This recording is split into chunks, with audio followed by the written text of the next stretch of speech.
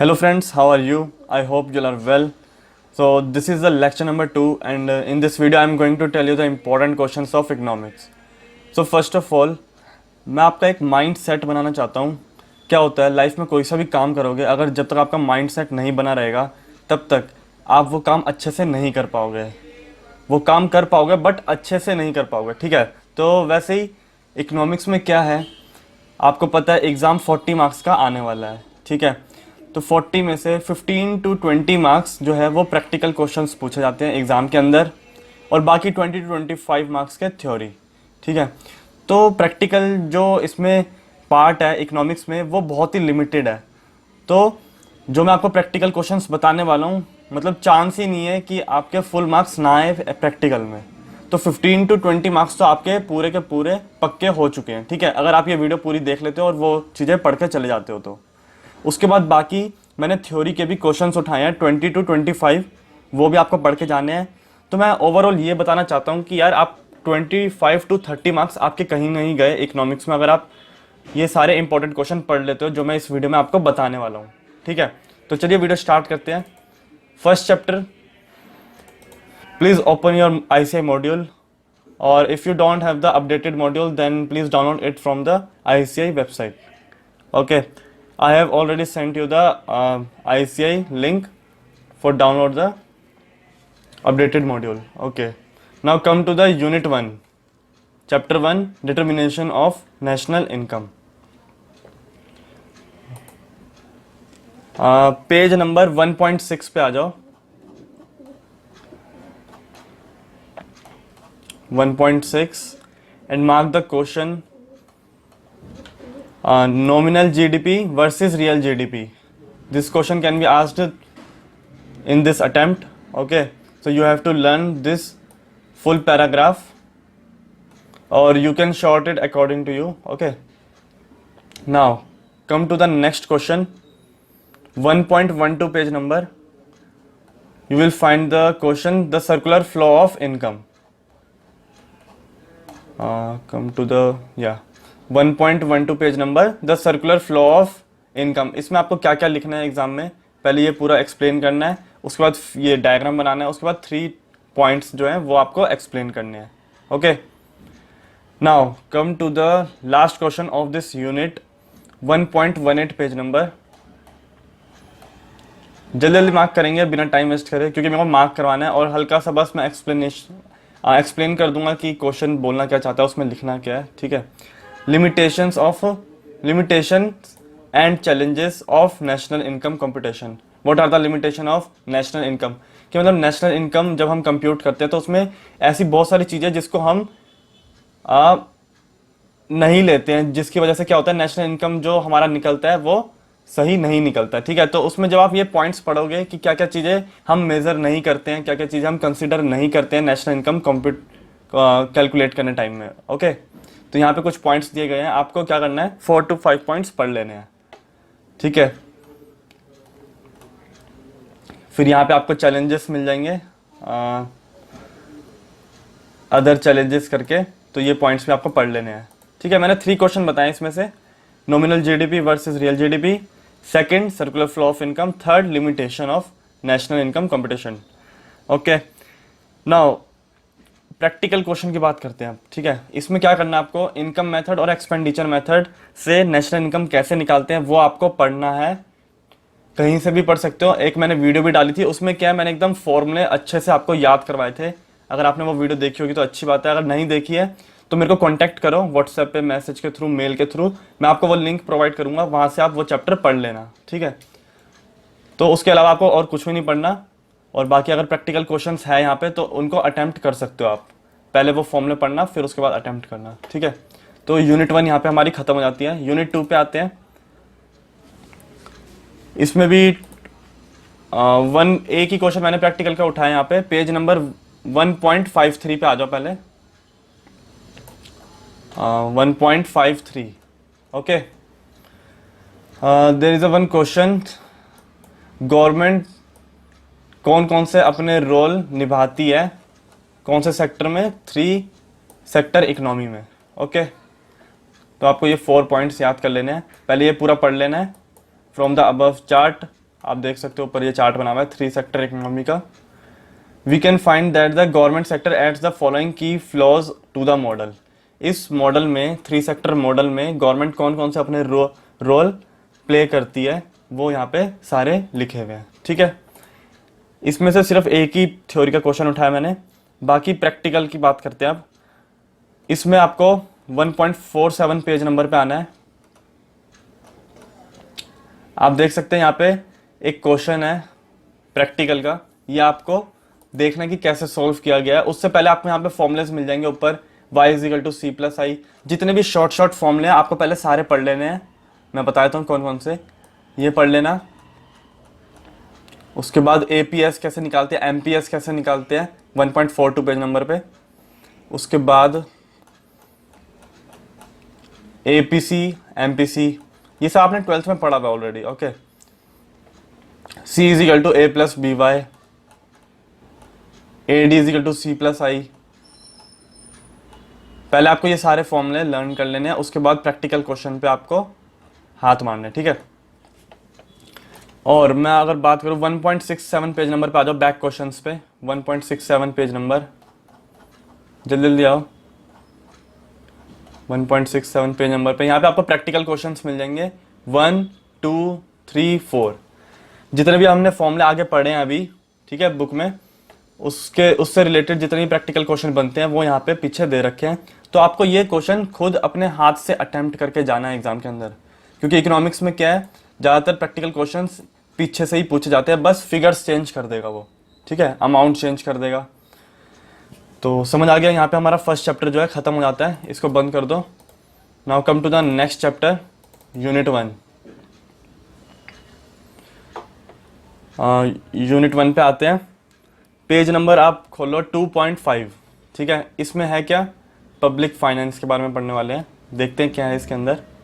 आप अगर 2.2 page number पे आते हो तो यहाँ पे एक डायग्राम दिखेगा, क्या क्या चीज़ें पढ़ने वाले हैं। Allocation function, redistribution function, stabilisation function, ठीक है।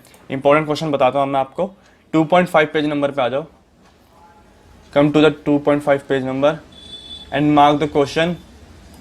Market failures which hold back the efficient allocation of resources occurs mainly due to the following reason।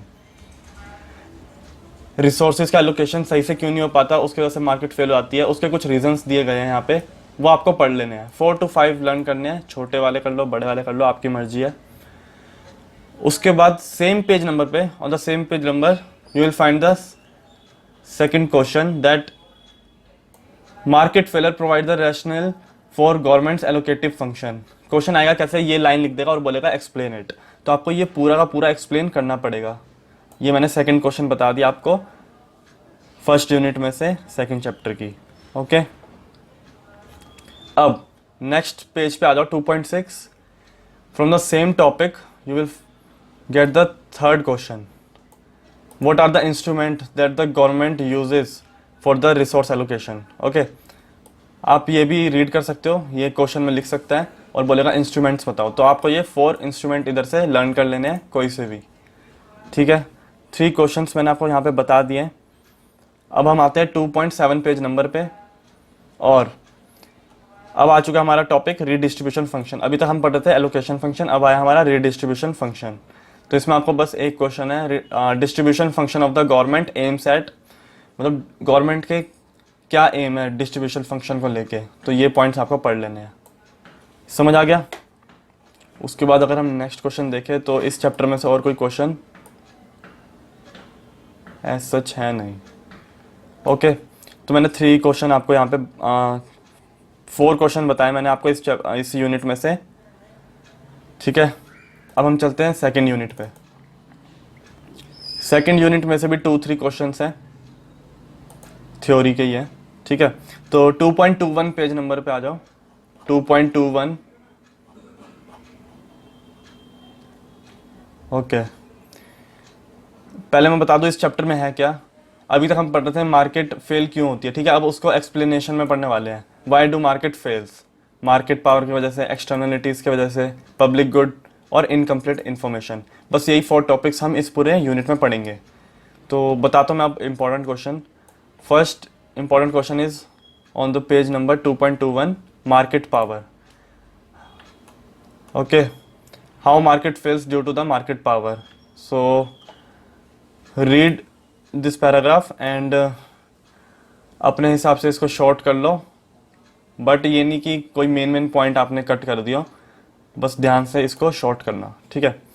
Next question आता है एक्सटर्नलिटीज. इसको पढ़ना कैसे वो बता दूं, ये बहुत ही बड़ा टॉपिक है. आपको पहले आना है सेम पेज नंबर पे ही, आपको यहाँ पे इसका मीनिंग मिलेगा पहले इन अदर वर्ड्स करके. यहाँ पे देख सकते हैं सेकंड पैराग्राफ में कि इसका मीनिंग है क्या एक्सटर्नलिटीज का. मैं आपको समझाता हूँ. कोई भी प्रोडक्शन या फिर कंजम्पशन की वजह से, किसी भी एक बंदे की प्रोडक्शन या फिर कंजम्पशन की वजह से किसी दूसरे बंदे की प्रोडक्शन या फिर कंजम्पशन पे कोई अफेक्ट पड़ता है, कोई एक्सटर्नल कॉस्ट लगती है या फिर एक्सटर्नल बेनिफिट लगता है, तो उसको हम एक्सटर्नलिटीज बोलते हैं. ओके, इसको आप रीड करना, समझ आएगा आपको. बस ये 3 लाइन रीड करनी है, उसके बाद हम आगे से पढ़ेंगे. देखो नेक्स्ट पेज नंबर पे आ जाओ. Types of externalities. जो मार्क कर रहा हूँ सिर्फ वही पढ़ना है, इसको मार्क कर लो अपने पेन से, ये पैराग्राफ्स नहीं पढ़ने बीच के, ठीक है. सिर्फ types of externalities, negative production, positive production, negative consumption. तो इनको एक्सप्लेन किया गया है 4 टाइप्स को. इसमें अब आपको कैसे पढ़ना है, ये भी काफ़ी बड़े बड़े पैराग्राफ है, पूरा नहीं पढ़ना है. सिर्फ फर्स्ट 2 लाइन मार्क कर लो. फर्स्ट 2 लाइन में इनके मीनिंग लिखे हुए हैं. नेगेटिव प्रोडक्शन एक्सटर्नलिटीज, इसको एक बार मैं एक्सप्लेन करता हूँ क्या बोल रहा है. Negative externalities initiated in production which imposes an external cost on other may be received by another in consumption or production. कह रहे किसी भी बंदे की प्रोडक्शन की वजह से किसी दूसरे की प्रोडक्शन या फिर कंजम्पशन पे नेगेटिव इफेक्ट पड़ता है, या फिर एक्सटर्नल कॉस्ट बोल सकते हो आप नेगेटिव को, ठीक है. तो उसको हम बोलते हैं नेगेटिव प्रोडक्शन एक्सटर्नलिटीज. एग्जाम्पल आप एक रीड कर सकते हो, बहुत ही अच्छे एग्जाम्पल दे रखे हैं इन्होंने. पॉजिटिव प्रोडक्शन, किसी भी एक बंदे की प्रोडक्शन की वजह से किसी दूसरे बंदे की प्रोडक्शन या फिर कंजम्पशन पे बेनिफिट मिलता है, तो इसको हम बोलते हैं पॉजिटिव प्रोडक्शन एक्सटर्नलिटीज. इस तरीके से नेगेटिव कंजम्पशन, किसी की कंजम्पशन की वजह से दूसरे बंदे की प्रोडक्शन या फिर कंजम्पशन पे नेगेटिव इफेक्ट पड़ता है या फिर एक्सटर्नल कॉस्ट लगती है, तो उसको हम बोलते हैं negative consumption externalities. Positive consumption मतलब किसी की कंजम्पशन की वजह से दूसरे बंदे को अगर बेनिफिट मिलता है प्रोडक्शन या फिर कंजम्पशन में, तो उसको हम बोलते हैं पॉजिटिव कंजम्पशन एक्सटर्नलिटीज. ओके, तो इधर से आप एग्जांपल भी रीड कर सकते हो, और मीनिंग जो आपको हर पैराग्राफ की 2 लाइंस पढ़नी है, मीनिंग आपको क्लियर हो जाएगा, ठीक है. तो यहाँ पे एक्सटर्नलिटीज हमने बता दिया आपको. फर्स्ट क्वेश्चन इस यूनिट में से क्या क्या पढ़ना है आपको. Okay, now come to the page number 2.26.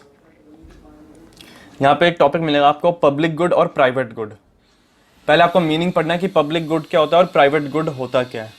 Public good वो होता है जो कोई भी यूज़ कर सकता है विदाउट एनी पेमेंट, ठीक है, मतलब फ्री ऑफ कॉस्ट होता है पब्लिक गुड. प्राइवेट गुड जो होता है वो फ्री ऑफ कॉस्ट नहीं होता है. समझ आ गया, ओवरव्यू मिल गया क्या पढ़ने वाले हैं इसमें. तो आप जब इसको रीड करोगे तो समझ आ जाएगा. कैरेक्टरिस्टिक्स पढ़ने आपको प्राइवेट गुड के और पब्लिक गुड के भी, दोनों के 3-4 पॉइंट्स आपको याद कर लेने हैं, ठीक है. प्राइवेट गुड में क्या होता है, देखो एक रीड करके दिखाता हूँ बस एक point. Refers to those goods that yield utility to people, anyone who wants to consume them must purchase them. जिसको भी उसका फ़ायदा उठाना है उस गुड्स का, उसको उसके लिए परचेज करना पड़ेगा. समझ आ गया. ऐसे ही पब्लिक गुड भी है, इधर आप रीड करोगे समझ आ जाएगा. ये फ्री ऑफ कॉस्ट होता है. देखो, no direct payment by the consumer is involve, मतलब कोई पेमेंट नहीं करनी होती. एग्जाम्पल देता हूँ, जैसे आपका कोई घर के आसपास कोई पार्क होगा, ठीक है, वहाँ पे आप फ्री ऑफ कॉस्ट जा सकते हो. बट वही अगर आप किसी वाटर पार्क जाते हो तो वहाँ पे आपको पेमेंट करनी पड़ेगी. तो there is a difference in public good and private good. Now come to the next question. इसमें बता दिया मैंने कैरेक्टरिस्टिक्स पढ़ने हैं दोनों के, एग्जाम में आ सकता है, बहुत ही इंपॉर्टेंट है. 2.34 पेज नंबर पे आ जाओ. 2.34 पेज नंबर. यार मेरे को अपना फीडबैक भी देना, मतलब रिप्लाई कर देना मेरे को कि एक्सप्लेन कर रहा हूँ तो सही तो है ना. मैं ऑडिट में भी ऐसा ही करूँ या ना करूँ, ठीक है. Okay, now next question is incomplete information. ये आपको रीड करना है पूरा का पूरा. इनकम्प्लीट इंफॉर्मेशन की वजह से मार्केट कैसे फेल होती है. इसमें क्या लिखा हुआ है बेसिकली आप देखोगे, in complete information is an important element of the competitive market. Perfect information implies that both the buyer and seller have complete information about anything. मतलब जो मार्केट है उसमें बायर और सेलर को पूरी की पूरी नॉलेज है प्रोडक्ट के बारे में, जो भी वो सेल कर रहे हैं, ठीक है, इसमें ये कह रहा है। बट इन्होंने फिर लास्ट में लिखा कि this assumption is not fully satisfied in real market. But real market में ऐसा नहीं होता कि बायर को भी पूरी नॉलेज हो प्रोडक्ट के बारे में और सेलर को भी पूरी नॉलेज हो। क्योंकि देखो, जैसे अगर आप रेंट पे घर लेने जाते हो, ठीक है, तो जो उसका ओनर है उसको अपने घर के बारे में सारी चीज़ें पता होगी कि हाँ ये चीज़ें मेरे घर में ख़राब है। बट जो वहाँ पे रेंट पे लेने जाएगा, टेनेंट जो होगा, वो उसको पूरी नॉलेज नहीं होगी, ठीक है। तो ये इसका एग्जाम्पल है इनकम्प्लीट इन्फॉर्मेशन का। तो due to the following reasons, तो आपको ये रीजंस पढ़ लेने हैं 3, बस। समझ आ गया? तो यहीं पे ये यूनिट भी हमारी ख़त्म हो जाती है।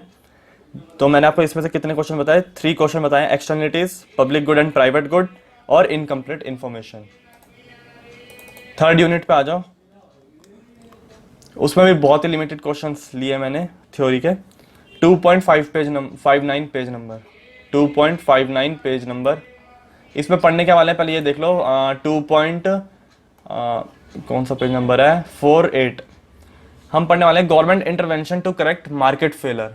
अभी तक हमने पढ़ा मार्केट फेल की होती है, अब पढ़ रहे कि गवर्नमेंट कैसे उसमें इंटरवेन करेगी, ठीक है। मिनिमाइज मार्केट पावर करेगी, करेक्ट एक्सटर्नलिटीज, डीमेरिट गुड और merit good, correcting information failure. देखा, वही सारी चीज़ों को अब हम पढ़ रहे हैं कि उसमें कैसे गवर्नमेंट अपना रोल प्ले करेगी।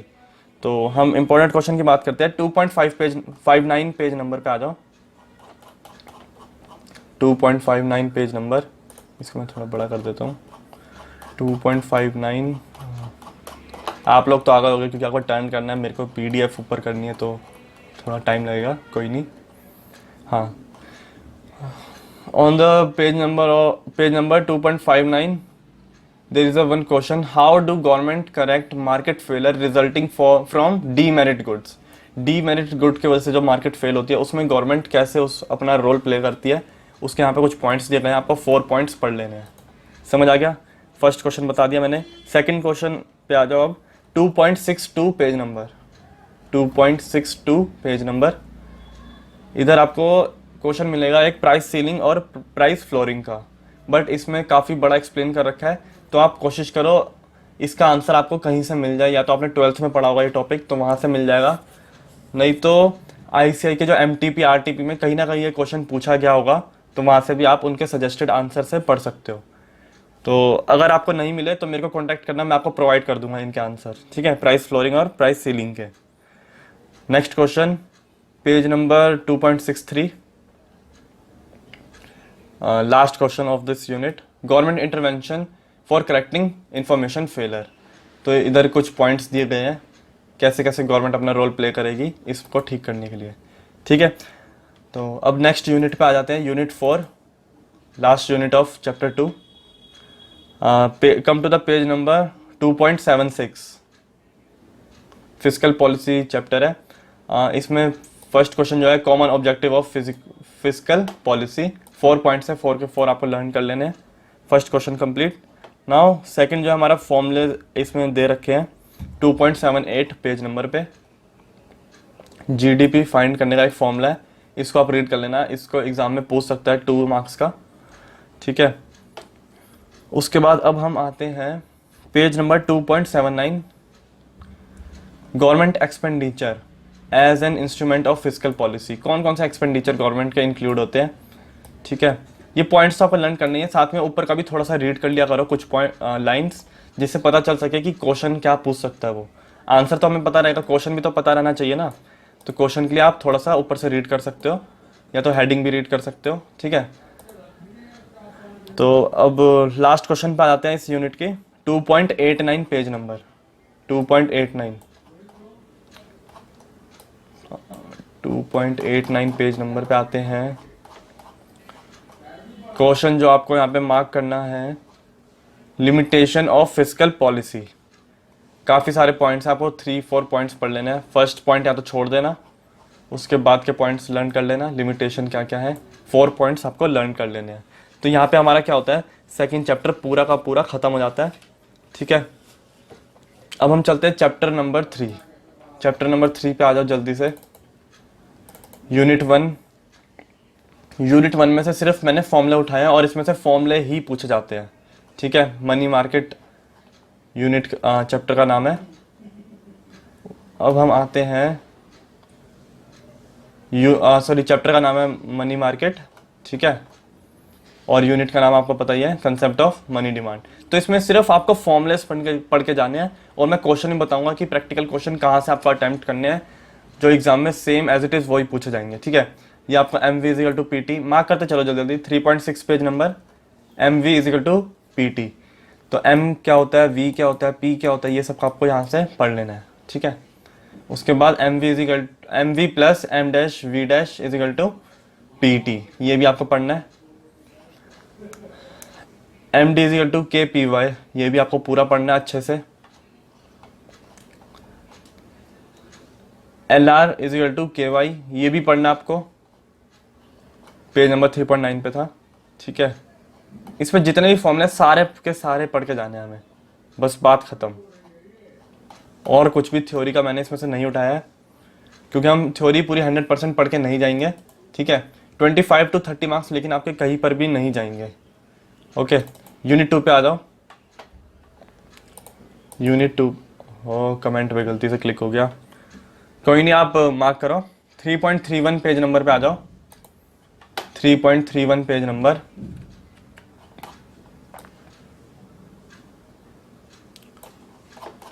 पेज नंबर पे आपको यहाँ पे फॉर्मुलेस मिल जाएंगे, M1 M2 M3 M4। इसमें से एक क्वेश्चन पूछा ही पूछा जाता है प्रैक्टिकल का, ठीक है। 4 to 5 मार्क्स का एग्जाम के अंदर आता ही आता है इस यूनिट में से। तो यूनिट 1 में तब भी जो मैंने आपको बताया फॉर्मूले, उसमें से शायद ही पूछा जाए, बट इसमें से 100% है कि पूछा ही जाएगा। तो M1 कैसे निकालते हैं, M2 M3 M4।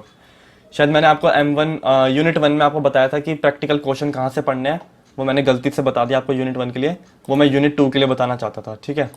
यूनिट 1 इतना इंपॉर्टेंट नहीं है, सिर्फ आपको फॉर्मूले लर्न करने हैं। अगर क्वेश्चन पूछेगा भी प्रैक्टिकल का तो ईजी पूछेगा, वो वी दे देगा, पी दे देगा, टी दे देगा और बोलेगा एम कैलकुलेट करो, बट वो क्वेश्चन में ऐसे नहीं लिखेगा वी इजिकल टू ये, पी इजिकल टू ये, वो पूरा उसका मीनिंग लिखेगा, जो भी मैंने उसका, देखो जैसे आपको दिखाता हूँ यूनिट 1 में, जैसे वो लिख देगा total amount of money in circulation in an economy, find the total amount of money in circulation in an economy, और दे रखा होगा transaction velocity, average price level. तो ये सब आपको लर्न करना है, सिर्फ ये लर्न करने से काम नहीं चलेगा, ठीक है। तो यूनिट 2 के मैं आपको क्वेश्चंस बताऊंगा कहाँ से आपको पढ़ने हैं। ये फॉर्मूला आपको पूरे के पूरे पढ़ने हैं। रिजर्व मनी कैसे निकालते हैं ये पूरा पढ़ना है। NM1 NM2 NM3 कैसे निकालते हैं, L1 L2 L3, ये सारे फॉर्मूले आपको पढ़ना है। तो 5 मार्क्स आपके पूरे यहाँ पे पक्के हो जाएंगे, ठीक है। उसके बाद मल्टीप्लायर का एक फॉर्मूला है, मनी मल्टीप्लायर का, ये आपको यहाँ से दोनों पढ़ लेने हैं, ठीक है। Money supply divided by monetary base, और शायद इसमें कुछ है नहीं अब। 3.37 पेज नंबर पे मिलेगा एक हमें फॉर्मूला, वो भी आपको पढ़ना है। क्रेडिट मल्टीप्लायर का फॉर्मूला यहाँ पे आपको पूरा पढ़ लेना है, 1 divided by required reserve ratio, ठीक है। यहाँ पे हमारे सारे क्वेश्चन खत्म हो जाते हैं। अब आ जाओ आप 3.46 पेज नंबर पे। 3.46, यहाँ पे आपको सारे प्रैक्टिकल क्वेश्चन मिल जाएंगे, ऊपर जितने भी फॉर्मूले हमने पढ़े हैं, ठीक है। फर्स्ट क्वेश्चन पढ़ना है आपको, सेकेंड, थर्ड, फोर्थ और फिफ्थ, ये 5 के 5 क्वेश्चन आपको पढ़ने हैं। बस वही फॉर्मूले का एप्लीकेशन यहाँ पे दिया गया है, उन फॉर्मूलों को कहाँ पे यूज़ कर सकते हो, इन क्वेश्चंस में यूज़ कर सकते हो आप। पहले फॉर्मूले लर्न करना, या तो डायरेक्ट आप आंसर भी देख सकते हो, नीचे आंसर दे रखे होंगे, और जैसे इन्होंने आंसर कर रखा है वैसे ही आपको एज इट इज़ एग्जाम में करके आना है, तभी आपको मार्क्स मिलेंगे, ठीक है। तो अब हम आ जाते हैं यूनिट 3 पे, लास्ट यूनिट ऑफ चैप्टर 3। इसमें 3.56 पेज नंबर पे आ जाओ, 3.56। इसमें एक आपको टॉपिक मिलेगा, डायरेक्ट इंस्ट्रूमेंट और indirect instrument of monetary policy. पहले आपको क्या करना है, यहाँ पे ये पैराग्राफ रीड कर लेना है, ऊपर से कोशिश करना है यहाँ से पढ़ने की। उसके बाद आपको पता चलेगा कि देखो यहाँ पे ये पढ़ सकते हो आप, for implementing monetary policy central bank can directly act directly using its regulatory power और indirectly using its influence on money market condition as the issuer of reserve money. वो कह रहा है कुछ इंस्ट्रूमेंट वो डायरेक्टली इनडायरेक्टली यूज़ कर लेती है, ठीक है। वही इंस्ट्रूमेंट नीचे दे रखे हैं, डायरेक्ट इंस्ट्रूमेंट क्या होते हैं, इनडायरेक्ट इंस्ट्रूमेंट क्या होते हैं, ये आपको पूरा अच्छे से पढ़ने हैं। क्वेश्चन क्या पूछेगा एग्जाम में कि डायरेक्ट इंस्ट्रूमेंट बताओ जो सेंट्रल बैंक यूज़ करती है, या तो इनडायरेक्ट बताओ। तो ये आपको पूरे पॉइंट लिखने पड़ेंगे। फर्स्ट क्वेश्चन हो गया complete.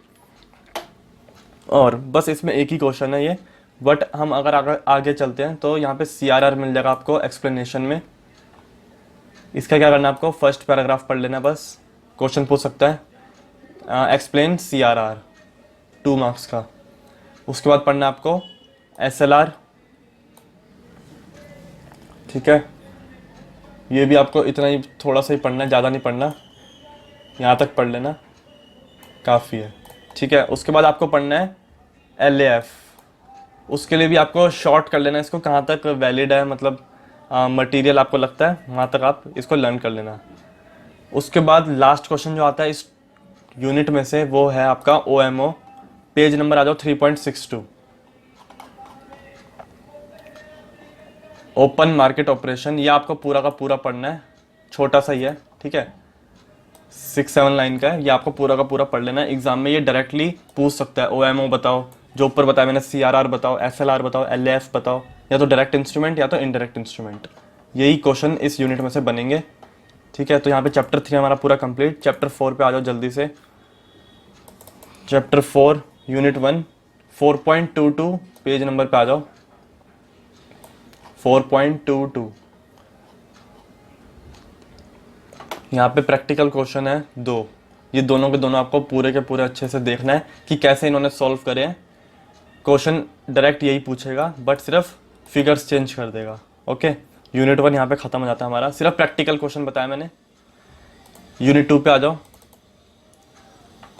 4.46 page number, 4.46 page number. यहाँ पे आपको एप्लीकेशन बेस्ड क्वेश्चन मिलेंगे। 2 क्वेश्चन है, दोनों अच्छे से देखना आपको कि कैसे इन्होंने आंसर में सॉल्व कर रखा है, ठीक है। समझ आ गया। यूनिट 2 भी यहाँ पे हमारी खत्म हो जाती है। यूनिट 3 पे आ जाओ। मज़ा आ रहा होगा ना, कितना जल्दी जल्दी खत्म हो रही है 4 चैप्टर की यूनिट सारी। 4.80 पेज नंबर पे आ जाओ, 4.80।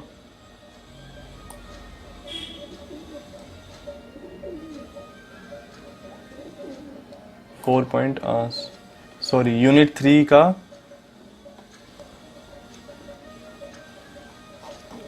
यूनिट 3 का हमें कोई क्वेश्चन मिला ही नहीं है इसमें। यूनिट 3 को हमने स्किप किया है यहाँ पे, ठीक है। यूनिट 3 आपको नहीं पढ़ना है। यूनिट 4 पे आ जाओ। और भी कम हो गया, और बताओ।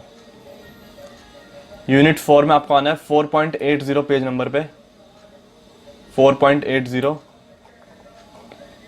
यहाँ पे एक फॉर्मूला मिलेगा आपको रियल एक्सचेंज रेट का, नॉमिनल एक्सचेंज रेट इनटू में domestic price index divided by foreign price index. समझ आ गया। ये क्वेश्चन आ सकता है इस बार एग्जाम में 2 मार्क्स का, और कुछ भी नहीं है, सिंपल है, सब कुछ दे रखा होगा, सिर्फ आपको रियल एक्सचेंज रेट निकालना होगा, या तो ये निकालना होगा या तो ये, बाकी 3 फिगर्स आपको दे रखी होगी, कहने का मतलब ये है, ठीक है। 4.87 पेज नंबर पे आ जाओ, 4.87 पेज नंबर। यहाँ पे एक टॉपिक मिलेगा आपको डिवैल्यूएशन वर्सेस डेप्रिसिएशन। ये आपको पूरा का पूरा पढ़ लेना है, ठीक है। फर्स्ट पैराग्राफ देखना, कोशिश करना सेकंड वीक कंप्लीट हो जाए तो और अच्छे से आपको एक क्लियरिटी मिल पाएगी इस टॉपिक के लिए।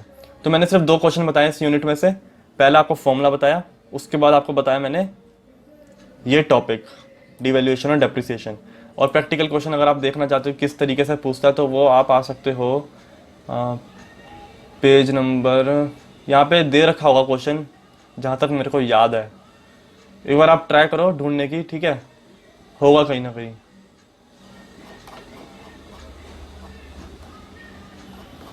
कहीं ना कहीं ये क्वेश्चन पूछा गया था पीछे बैक क्वेश्चंस में। अगर नहीं है तो आपको समझ आ गया ना, अगर बाकी 3 फिगर दे रखी होगी तो आपको कैसे सॉल्व करना है, ठीक है। कोई ज़्यादा मुश्किल नहीं है।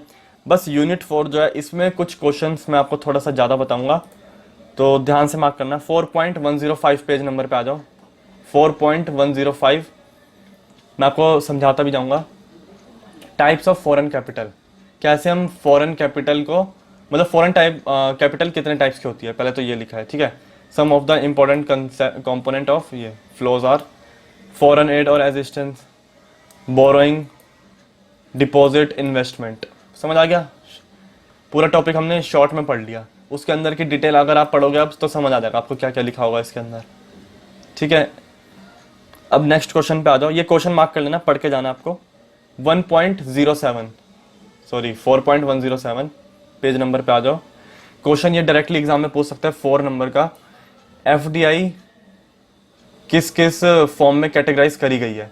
तो आपको पहले ये पॉइंट लिखना पड़ेगा, एफडीआई में be categorized as horizontal, vertical और कॉन्ग्लोमेरेट। उसके बाद आपको ये 3 के 3 पॉइंट एक्सप्लेन करने हैं।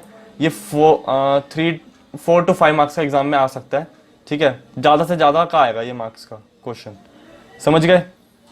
अब आ जाओ नेक्स्ट पेज नंबर पे 4.108।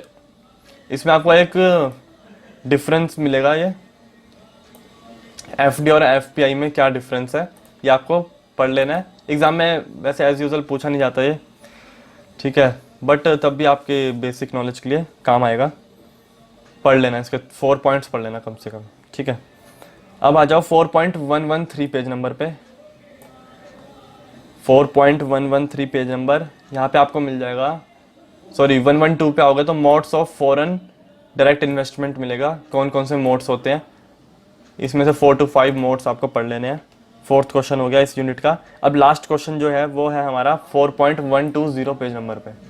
4.120 पेज नंबर पे आओगे तो फॉरेन इन्वेस्टमेंट कहाँ, कौन कौन से सेक्टर में बंद करी गई है कि इसमें आप फॉरेन इन्वेस्टमेंट नहीं कर सकते हो, प्रोहिबिटेड है। लॉटरी बिजनेस हो गया, गैम्बलिंग हो गया, चिट फंड हो गया, निधि कंपनी हो गया। बस ये पॉइंट्स आपको पढ़ लेने हैं 4 to 5। तो यहीं पे हमारी पूरी इकोनॉमिक्स खत्म हो जाती है, समझ आ गया। अब आप अगर ये सारे क्वेश्चन एग्जाम में पढ़ के चले जाते हो तो आप कॉन्फिडेंस से बैठ सकते हो कि हाँ 25 to 30 मार्क्स हमें पूरा का पूरा अच्छे से आता है, ठीक है। माइंड सेट अब ये बना के चलना है, ये नहीं कि ये भी पढ़ना है वो भी पढ़ना है सब कुछ पढ़ना है, नहीं, सब कुछ नहीं पढ़ना भाई। लिमिटेड पढ़ के जाएंगे, बट ऐसा पढ़ के जाएंगे कि उससे हम मार्क्स गेन कर सके। तो मैंने अपने एक्सपीरियंस के हिसाब से ये सारे क्वेश्चन बनाए हैं कि ये क्वेश्चन इस बार आ ही सकते हैं, और प्रीवियस अटेम्प्ट के भी मैंने क्वेश्चन पेपर देखे किस तरीके से बन रहे हैं पेपर, उसके हिसाब से मैंने पूरा अपना एक्सपीरियंस लगा के ये आपको इंपॉर्टेंट क्वेश्चन दिए हैं। अब बस आप अपना माइंडसेट ये बना लो कि बस हमें ये पढ़ना है और मार्क्स स्कोर करने हैं, समझ आ गया। अब ये नहीं कि बीच में से ये टॉपिक भी तो आसान है ये भी पढ़ लेते हैं, ये भी इंपॉर्टेंट लग रहा है ये भी पढ़ लेते हैं, नहीं भाई नहीं। अगर आपके पास टाइम है तो पढ़ो, वरना ये इनफ है, ठीक है। तो दोस्तों आज की वीडियो में बस इतना ही। अब मिलेंगे नेक्स्ट लेक्चर में, जब तक के लिए थैंक यू।